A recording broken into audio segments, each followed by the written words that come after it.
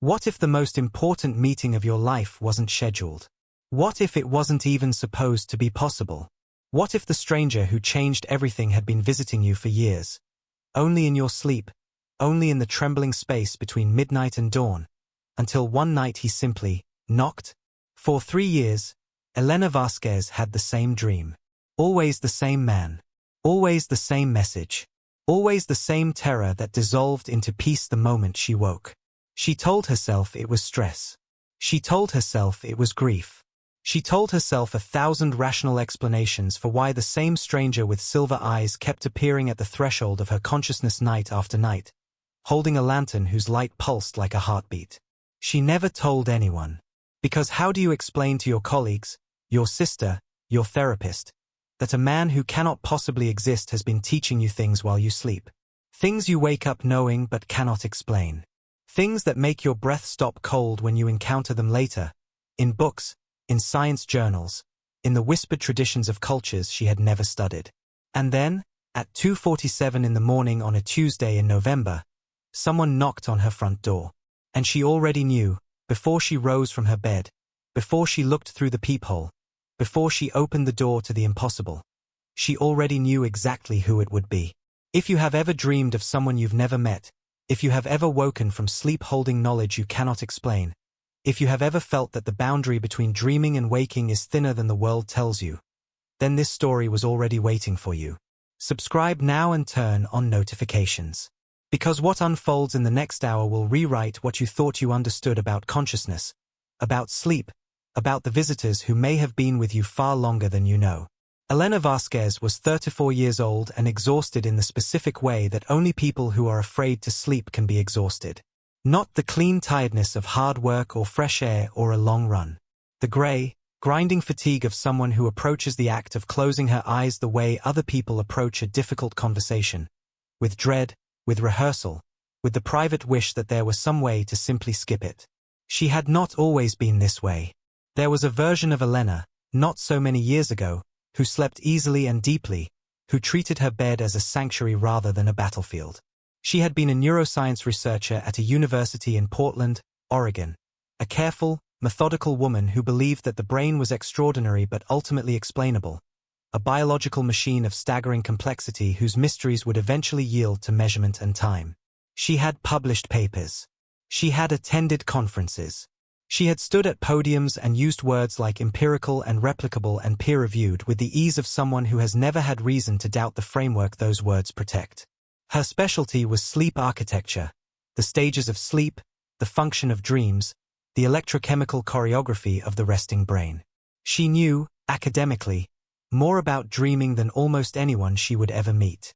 She knew that REM sleep served memory consolidation. She knew that the dreaming brain was not passive but enormously active, burning nearly as much energy as the waking mind. She knew the theories, that dreams were the brain sorting information, processing emotion, simulating social scenarios, generating meaning from noise. She knew all of this. And then the dreams of the stranger began, and she discovered that knowing something academically is entirely different from living with something that refuses to fit inside your knowledge. The first dream came 8 months after her mother died. Elena had been close to her mother in the quiet, complicated way that adult daughters often are.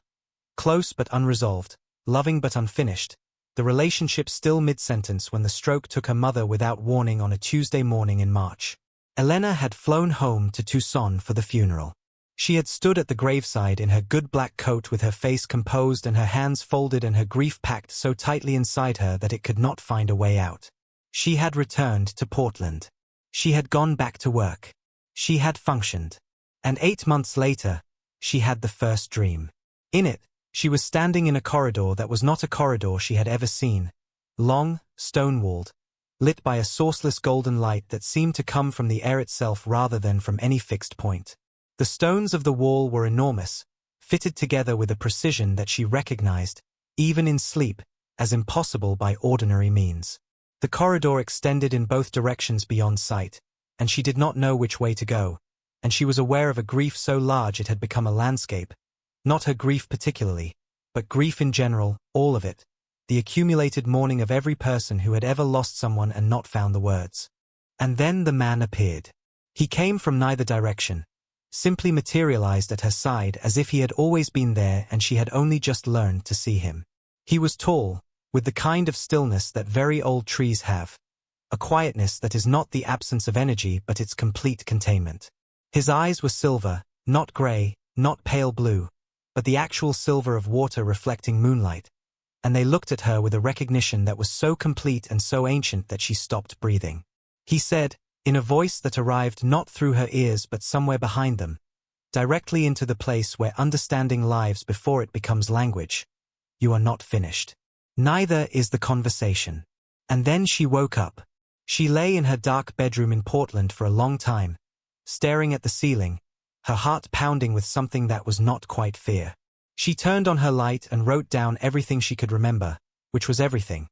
The dream was not fading the way dreams fade but remaining vivid, detailed, and fully accessible in a way that her research brain recognized immediately as anomalous. Most dreams decay within minutes of waking. This one had not decayed at all. She filed it away. She noted it. She told herself she was a scientist. The second dream came 3 weeks later. The same corridor. The same man. This time he walked with her, and he spoke at length about things she woke up unable to fully articulate but somehow deeply knowing.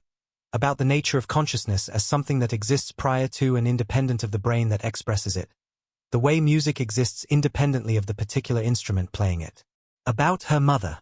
About the fact that what Elena experienced as loss was, from a vantage point slightly outside the one she habitually occupied, something different. Not less, but different. She wrote it all down. She told herself she was processing grief. By the sixth dream she had stopped telling herself anything at all. She simply documented. She was a scientist. Scientists document. By the 12th dream, 8 months in, she was waking from these encounters holding specific, verifiable information. Twice she had woken with mathematical insights that she spent the following day working through and found to be not only correct but novel. Approaches to questions about neural oscillation patterns that she had been stuck on for months, resolved overnight, apparently, by a conversation with a man who existed only when she was asleep. She published neither insight. She didn't know how to explain the methodology. By the 18th dream, she had stopped sleeping voluntarily. She would work until she physically could not stay awake, then collapse for a few hours, then drag herself upright before the dreams could fully find her. Not because the dreams were frightening. They had not been frightening since the first one. But because they were becoming too real, and the boundary between Elena who was awake and Elena who sat in the stone corridor with the silver-eyed man was becoming too permeable for her comfort. And then the knock came at 2:47 on a Tuesday in November. Elena was not asleep when it happened. That is the detail she returns to most often when she tells this story, the detail she needs people to understand first. She was at her kitchen table with a mug of tea that had gone cold and a journal full of dream transcriptions and the overhead light on because she had learned to keep the overhead light on after dark. She was awake, sober, reasonably rested for her current standard, entirely present in the ordinary Tuesday at midnight reality of her apartment. The knock was soft. 3 times. Unhurried. She sat very still for a moment, the way a person does when they hear a sound and need to determine whether it was real. It had been real. She was certain it had been real. She set down her pen and walked to the door and stood in front of it with her hand near but not on the handle, and she felt something extraordinary happen inside her chest. Not fear, though the situation was objectively alarming, a knock at 2:47 in the morning, but a strange, spreading recognition, as if some part of her had been waiting for this knock for 3 years and was only now being permitted to acknowledge it. She looked through the peephole. He was taller than he appeared in the dreams. The silver eyes were the same. She could see them clearly even through the fisheye distortion of the peephole, which was itself slightly strange, since peepholes rarely convey eye color with that precision. He stood with his hands at his sides, relaxed, patient. His clothing was ordinary, dark jacket, unremarkable, the kind of thing that would read as normal on any street in any city. He was not holding the lantern. He was simply standing there, waiting, with the specific quality of patience that belongs to someone who has waited enormous amounts of time before and has made peace with the practice. She opened the door. The rational part of her mind, the neuroscientist, the empiricist, the woman who had written papers with the word rigorous in the abstract, was generating objections with impressive speed. She noted them. She opened the door anyway. He looked at her with those silver eyes and he said, in a voice that was completely physical now, completely audible, arriving through actual air, Elena. I apologize for the hour. I know you've been avoiding sleep. She said, and she is proud of this, in that she managed to say anything at all. Who are you? It was not quite a question. It came out flat, as statements sometimes do when the person speaking them already suspects the answer will be insufficient. He said, you have called me many things across many nights. The name is less important than the message. May I come in? What I need to tell you will take some time, and I would prefer to tell it sitting down, if you're willing. She stepped back from the door. She did not decide to step back. Her body simply moved. He entered her apartment with the quiet certainty of someone stepping into a room they have visited many times, which, she would later reflect, he had. Only previously she had been the one traveling to meet him. He sat at her kitchen table, directly across from her chair, as if he had done it before. He looked at the journal of dream transcriptions. He looked at the cold tea. He looked at her with an expression that contained, simultaneously, something that felt like very old affection and something that felt like professional gravity. And he said, you have been right, Elena, about many of the things your colleagues have dismissed. Not all of them. Some of your more conservative interpretations have undersold the data, but the core of it, the thing you have been circling for 6 years without being able to say directly in a journal, consciousness is not generated by the brain. You know this. You have known this longer than you have been willing to admit. And the implications of that truth, for medicine, for physics, for what happens to people when the body stops, are far larger than your field is currently prepared to accept. Elena sat down. She picked up her pen, because she was a scientist, and then she put it down, because some moments are larger than note-taking. She said, I need you to explain to me what you are. He said, I will. But I want to ask you something first. In 3 years of dreams, in everything I have shown you and told you and walked you through, have I ever told you something that was wrong? Have I led you anywhere that did not eventually, when you followed up in daylight, prove accurate? She thought about this for a long moment. She thought about the mathematical insights.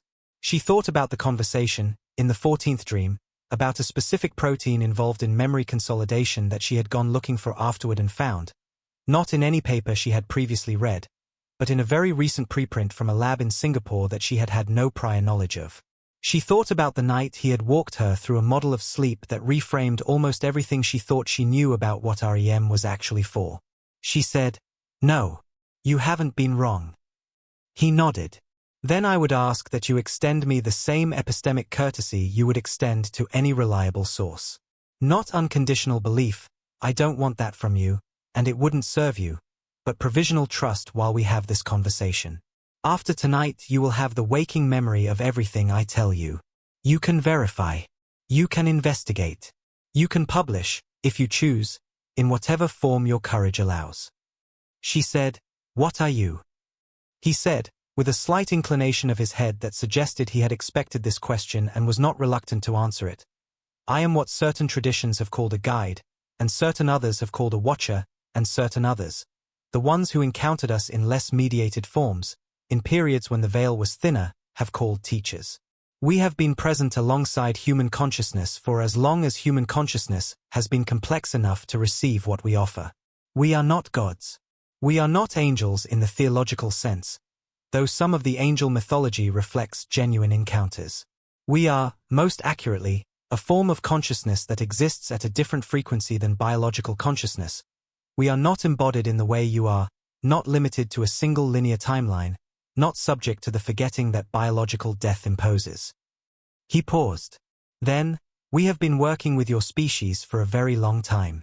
More specifically, we have been working with particular individuals, people at particular moments in their development, people who have arrived at a threshold between what they know and what they are ready to know.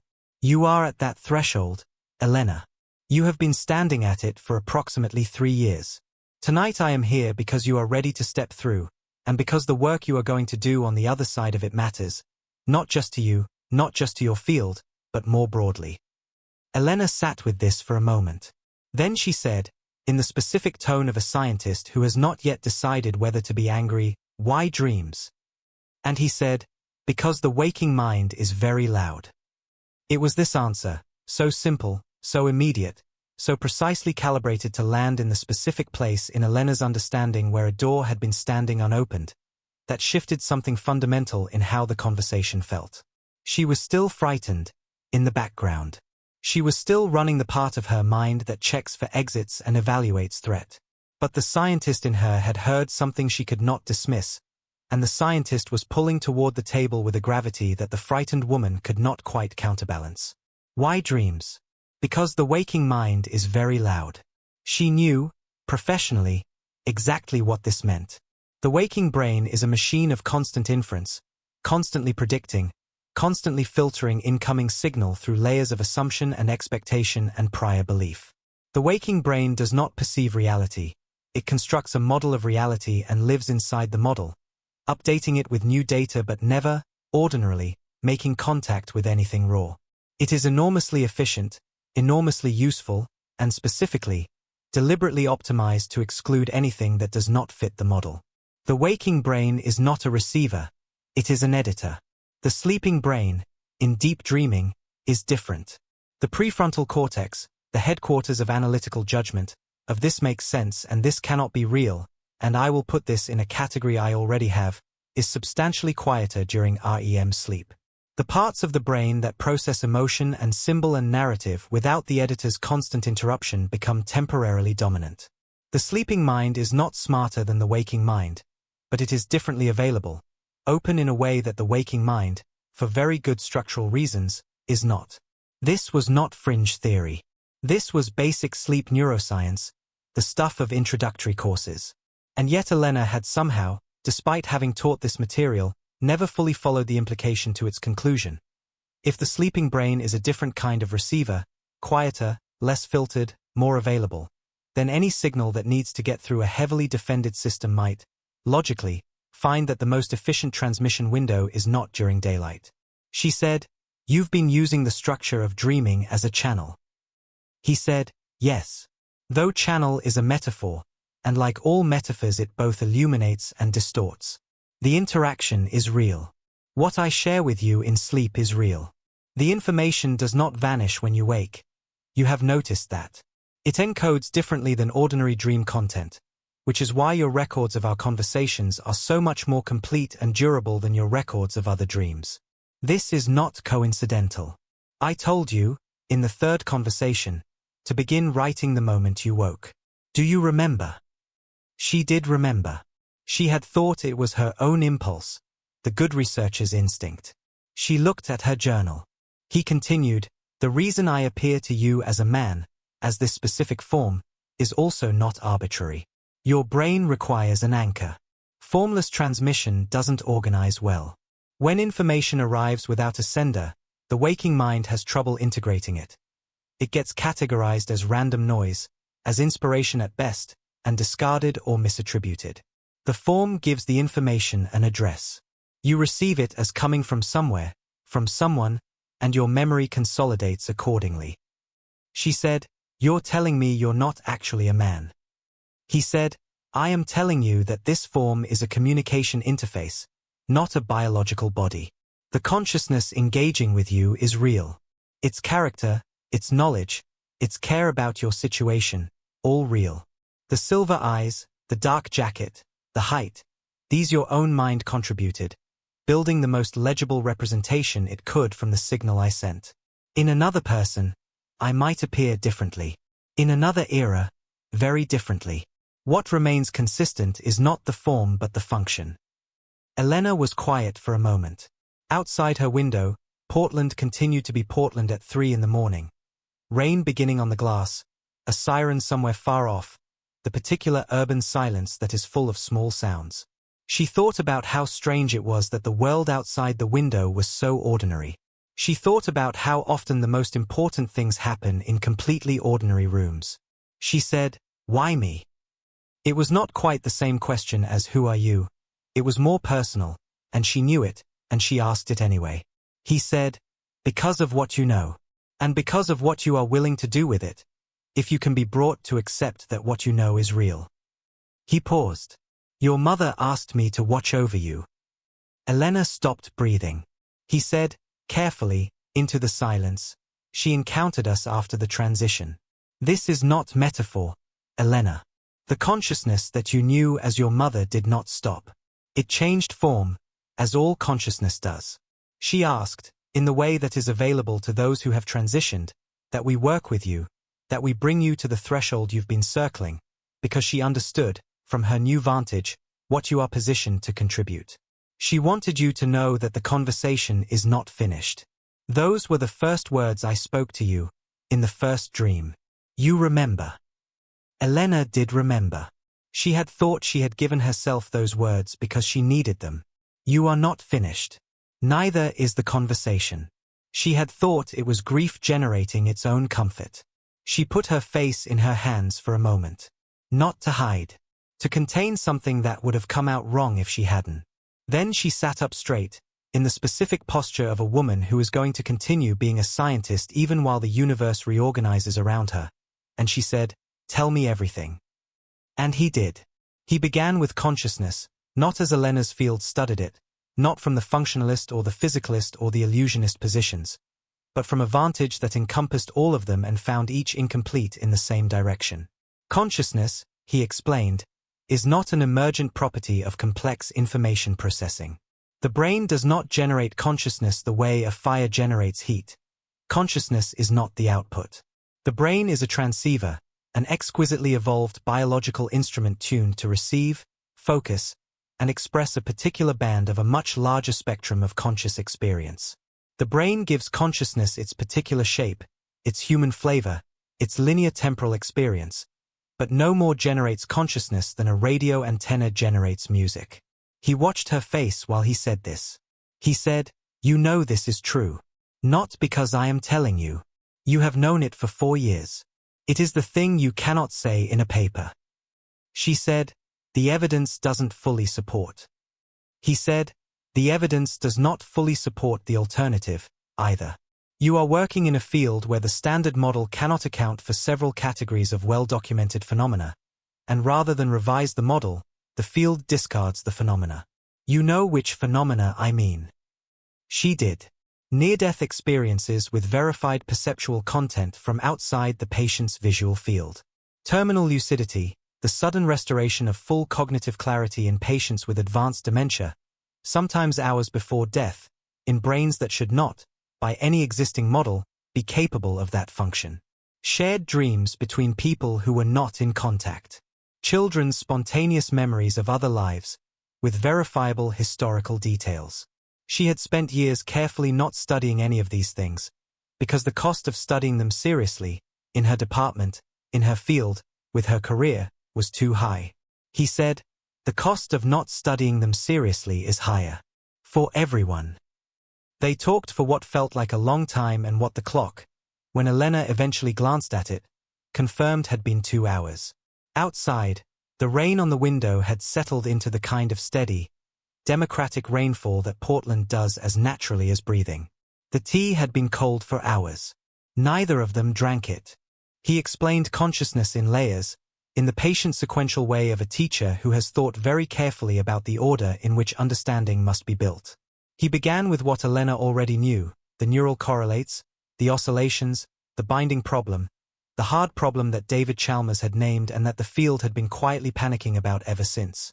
He affirmed what was solid in the existing literature and distinguished it carefully from what was assumption. He was precise. He was not mystical. He spoke in terms that a neuroscientist could follow and check later, which she would, and which would hold. Then he extended the model beyond where the field had been willing to go. Consciousness, he explained, exists at multiple scales simultaneously. What Elena studied, the individual human conscious experience, arising and dissolving with each biological life, was one scale, and a real and important one, but not the whole picture. Just as a cell is real and has its own coherent function but is not the organism, and the organism is real and coherent but is not the ecosystem, human individual consciousness is real and coherent but is embedded within and continuous with larger scales of conscious organization. These larger scales are not vague or mystical. They are structured, organized, and in many ways more stable than individual biological consciousness, precisely because they are not dependent on biological substrates. They communicate. They develop. They have, from the perspective of individual humans, what appears to be intention and purpose and moral concern. Because they do have these things, organized differently, expressed differently, but genuinely present. Elena said, "You are describing what different traditions have called God, or the collective unconscious, or Brahman, or..." He said, "I am describing what those traditions were attempting to describe. Yes, with varying degrees of accuracy. The mystics were not hallucinating. They were making contact with real structures that our language and our cognitive architecture make it genuinely difficult to represent accurately. The tragedy is not that they reported experiences that were false. The tragedy is that the experiences were real and the frameworks used to interpret and transmit them were inevitably imperfect, and the imperfections accumulated, and much was lost." He explained that what the entities humans encountered in dreams, in visions, in altered states, in the moments of extreme openness that illness and grief and love and extended meditation create, were not supernatural in the sense of outside nature. They were natural, operating according to consistent and in principle discoverable laws, but at scales and frequencies that biological perception, in ordinary states, cannot access. The sleeping mind, the grieving mind, the mind temporarily loosened from its ordinary grip on the constructed model of reality. These minds can sometimes make contact.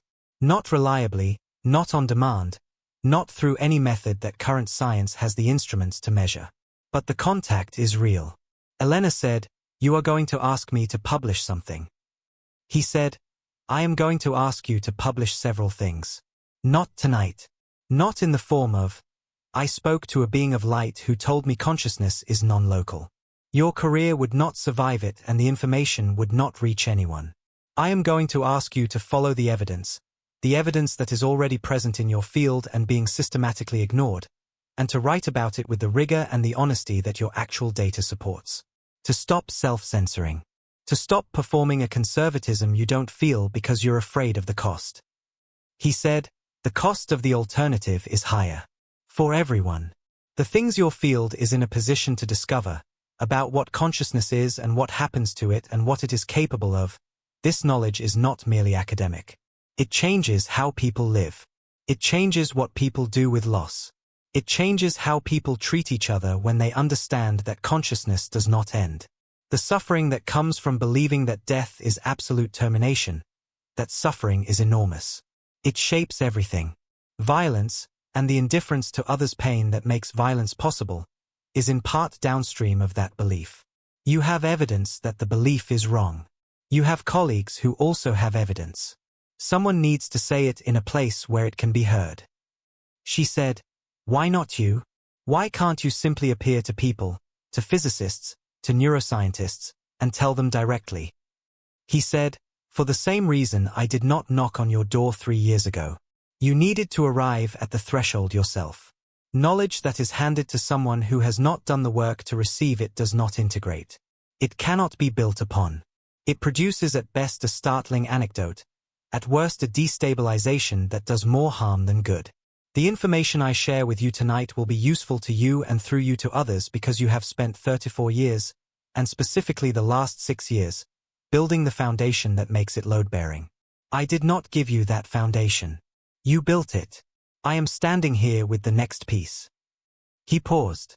He said, and there was something in his voice that Elena would later describe as the sound of very old care, "Your mother understood this. She spent her whole life believing that the people she loved were mortally fragile, that she could lose any of them at any moment, that the world was built of losses stacked against brief intervals of grace. That belief caused her enormous pain. She asks that you not live the same way." Elena did not cry. This surprised her. She had expected, if this conversation turned in this direction, that she would cry. She who had cried very little since the funeral, very little since that Tuesday in March when the world reorganized itself around an absence that still, 2 years later, had not quite become real. She did not cry. She felt, instead, the specific sensation of something releasing, a fist slowly opening, somewhere deep in the chest, that had been closed so long she had forgotten it was there. She said, "Tell me what happens." He understood what she was asking. He did not make her specify. He said, "What you experience as the self, the continuous narrative of being Elena, the memories and the preferences and the fears and the loves, the particular quality of your inner life, this is not generated by the brain in the way that heat is generated by a fire. I told you this. What this means, in practice, is that when the body stops, the self is not extinguished. It transitions. It changes form in ways that are genuinely difficult to represent in language built for biological experience, but the most accurate single word available, the one that loses the least in translation, is, it continues." He said, "What your mother encountered after the transition was not nothingness. It was not the experience of anything your tradition's hell imagery would recognize. It was, expansion is the nearest word. An opening. The particular focus of being an embodied human was released, and consciousness expanded back toward the scale from which it had temporarily narrowed. Memory persists. Recognition persists. The relationship between a mother and her daughter is a real structure, with a real location in the fabric of what we might call mindspace, and it does not disappear when one of the people in it loses a body. It continues to be accessible, from the other side, more accessible than from this one, because the filters are gone." Elena said, "She can see me." He said, "She is aware of you, yes. In the way that someone watching from a high place is aware of someone below. More context, less detail, but nothing missed that matters. She knows about the journal. She knows about the sleep avoidance. She knows that you have been more afraid than you have shown anyone. She wants me to tell you that she understood, before she left, more of what she should have said than she managed to say in time, and that the words she didn't get to are no less true for not being spoken." Elena was quiet for a long moment. The rain on the window. The distant city. The particular quality of presence in the kitchen, which had shifted into something that felt less like a kitchen and more like a place where important things were being carefully, permanently laid down. She said, "Is she here?" He said, "Not in the way that I am here, no. She is not transmitting through a form. But the reason I know what I know about her, about what she wants you to know, is that we have been in contact. Those who have transitioned can engage with us, as I told you. The conversation is not finished was her message, first. She chose those words specifically." Elena looked at the journal on the table. 3 years of careful documentation, the scientist's instinct, noting everything with the precision of someone who suspected, even before she was willing to admit it, that the evidence was real and needed to be preserved. She thought about the fact that this was also her mother, the documentation habit, the refusal to let something important go unrecorded. Her mother had kept every letter anyone had ever written her, had pressed flowers from every garden, had been, in her own way, also a keeper of evidence. She said, "What does she want from me?" He said, "The same thing I do. The same thing your own instincts have been pointing toward for years. She wants you to stop holding back. She wants you to do the work that your actual evidence supports, even when the cost is high, because she understands now, from the outside, that the cost of holding back is also high, just slower, just more private, just paid in the quiet occurrences of unlived possibility and accumulated fear." Elena said, "She always wanted me to be braver than I was." He said, "She wanted you to be as brave as you already are. Those are different things." And that was when Elena cried. She did not cry for long. She was still, at core, the woman who had put her face in her hands and then sat up straight. The woman who kept functioning because functioning was what she had. But she cried for long enough, and he was quiet while she did, with the quality of patience she had noticed in the dreams and recognized now as something that does not come from having a lot of time so much as from having no particular relationship with impatience, from simply being, steadily, here. When she was done, she looked up and said, "I'm going to need to understand the mechanism. The how. If I'm going to publish anything, I need the how." He said, and she heard, unmistakably, warmth in it, "I know. That is why we are only halfway through." He spent the next hour giving Elena what she had spent 6 years trying to find a corner of her field where it would be safe to look for, the mechanism. Not metaphor. Not tradition. The actual structural account of how consciousness is not local to the brain, expressed in terms that could be modeled, tested, and, where the necessary instruments did not yet exist, used to specify what those instruments would need to measure. He began with the quantum. Not in the vague, pop science way that quantum mechanics has been misappropriated in conversations about consciousness for decades, not as a magic word that makes anything possible, but precisely, specifically, in the direction that a small number of serious physicists had been gesturing toward for years without quite being willing to commit to the implication. The Penrose-Hameroff orchestrated objective reduction hypothesis, the idea that quantum processes in microtubules within neurons might be the site of genuine quantum computation in the brain, and that this computation might be the substrate for conscious experience, was, he said, not wrong. It was incomplete. It was pointing at the right level of organization but had not yet understood what the quantum processes in the brain were doing. They were not generating consciousness. They were receiving it. The brain's quantum-level processes were, in this account, a tuning mechanism, a transceiver. The microtubules, the tiny protein structures within neurons whose quantum properties Penrose and Hameroff had flagged as anomalous and potentially significant, were functioning as antenna structures, optimized by billions of years of evolution to interface between the field of consciousness that pervades all organized matter and the specific, focused, linear, narrative experience of being a human individual. Elena was taking notes now. She had stopped not taking notes. Her pen moved rapidly. He described the field, what he called the field, though he acknowledged immediately that the word was a placeholder for something that the existing vocabulary of physics only partially described. Consciousness, he explained, is a fundamental feature of the universe, like mass or charge, not derived from other properties, not emergent from complexity, but primary. It exists everywhere, at varying densities and organizations, below the threshold of what biological systems experience as perception. The simplest matter has the simplest form of it, what the philosopher Leibniz had called monadology, what the contemporary philosopher David Chalmers had called panpsychism, but stripped of the metaphysical excess that had made those frameworks hard for hard scientists to engage with. The brain does not generate the experience of being a self from scratch.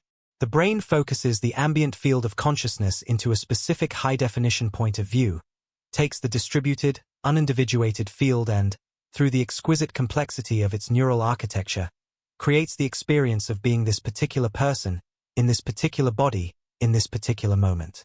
This focusing is enormously complex. It took billions of years of evolution to perfect. The human brain is extraordinary not because it creates consciousness but because of the sophistication and specificity with which it concentrates it. And when the brain stops, when the biological instrument ceases to function, the concentrated point of view diffuses back into the field. The self doesn't end. It unfocuses. The information is not destroyed. Information is never destroyed, in any physical system. The particular pattern of experience that was Elena, or her mother, or anyone. It remains in the field, in a distributed form, accessible from the inside in ways that differ from how it was accessible from the focused point of view of embodied life.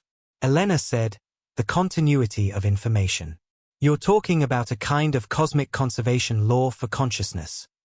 He said, yes. And like all conservation laws, it is not a moral statement, it is a structural one. It is simply how the system works. She said, terminal lucidity. He said, yes. Terminal lucidity, the sudden restoration of full mental clarity in patients whose brains have been so damaged by dementia or injury that clarity should be impossible, had always been the case that haunted Elena most. She had read every documented instance she could find. She had spent 2 years trying to build a neurological model that could account for it within the standard framework and had failed. She had published nothing about it because there was nothing she could say that would not require her to commit to conclusions her field would not accept. He said, the brain in terminal lucidity has not recovered. It is not generating the clarity through its own damaged architecture. What happens is that in the approach to death, as the brain begins to release its hold on the focused point of view, the larger field temporarily expresses itself directly, not through the instrument, but around it. The person's consciousness is beginning to transition, and in the hours before transition is complete, there is a window of unusual access. This is also why so many people near death report seeing deceased loved ones with complete clarity and specificity, seeing them as present, not as hallucination. Because from the transitioning perspective, the boundary between embodied and non-embodied consciousness becomes perceptually thin. Elena said, and children who remember other lives. He said, the focusing mechanism is not immediately complete in very young children. The brain is still developing the precision of its attention. In the early years, particularly before age 5 or 6, the boundary between the current life's focus point of view and the residual information from previous focus points of view, previous lives, in the common language, is genuinely thinner. Children who remember previous lives are not confabulating. They are experiencing genuine bleed-through, which normally resolves as the brain matures and the focus sharpens. This is why the memories typically fade by age 7 or 8. Elena's pen moved. Her scientific mind was doing what scientific minds do when they encounter a framework that actually fits the data. It was racing forward, checking against everything she knew, finding the places where the new account made predictions that the old one did not, identifying the experiments that could distinguish between them. She said, "How do you know all of this?" He said, with the slight inclination of the head she was beginning to recognize as the gesture he used for questions he found genuinely interesting. The same way you will know things after you publish the work that these conversations have made possible, and others read it and extend it, and the understanding grows. We did not always know this. We have been studying consciousness, from our particular vantage, for a very long time.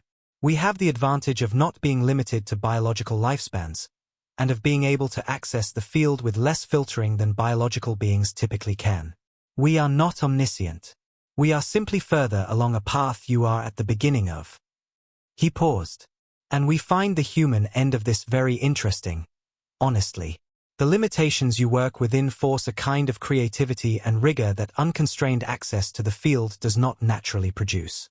Some of our most useful understandings of consciousness have come from watching what you figure out despite everything working against you. Elena looked up from her notes. She said, "That is a very kind way of saying that being human is interesting despite being extremely difficult." He said, "I said despite. Yes. Though I would say, the difficulty is not incidental. It is part of the design." The rain had eased. Elena's kitchen was pale with the specific pre-dawn light that Portland produces in November. Not quite gray, not quite blue. The color of the space between night and morning before either has fully committed. She had filled 14 pages of the journal. Her hand ached. She was more awake than she had been in 3 years. She said, "You said I'm going to publish things. What, exactly?" He said, "Begin with what you have. You have spent 4 years accumulating data on terminal lucidity cases, more than any other researcher currently working, because you understood, against your field's discomfort, that the cases were real and significant and needed to be documented. Write it up. Not with a theoretical conclusion that you are afraid to make, but with an honest accounting of what the data shows and what the standard framework cannot explain. Let the gap be explicit. Let the reader see what you see." She said, "The gap will get me dismissed."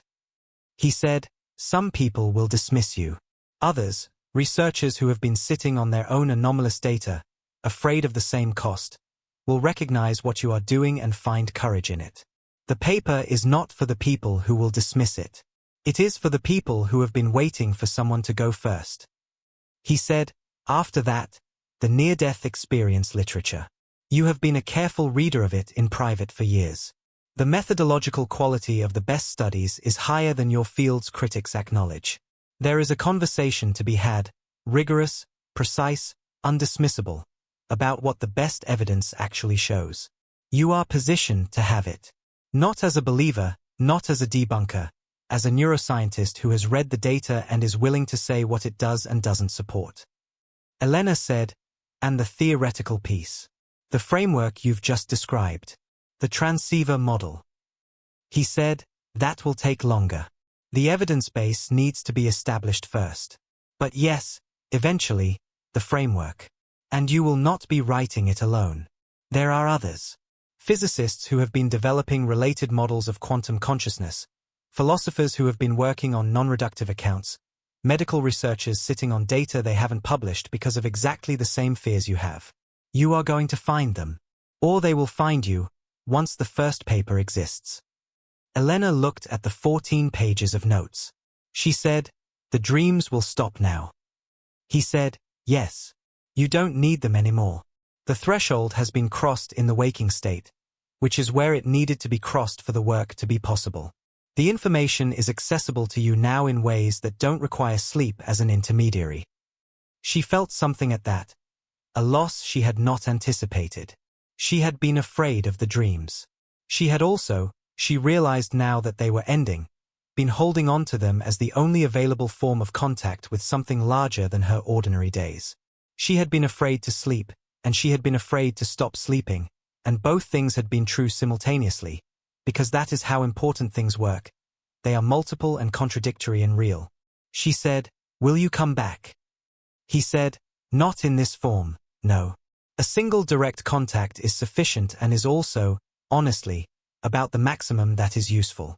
If I were to return regularly, you would begin to depend on external transmission rather than developing your own access to the field, which is both possible and necessary for the work you are going to do. What I have done tonight is not giving you information you don't have access to. I have given you permission. The sense of authorization to trust what you already know. The rest you will do yourself. He said, but you will not be working alone. The other researchers I mentioned are real, and you will find them. And the contact with your mother, what exists is real and it persists. You do not need an intermediary for it. In the practice of whatever opens your attention, meditation works for some people, dreaming without the fear works for others, moments of deep grief or deep love or deep stillness. In those moments, what is accessible is accessible. Your mother is not a fixed point in a place. She is a pattern in the field that you have a genuine structural connection to. That connection does not require me.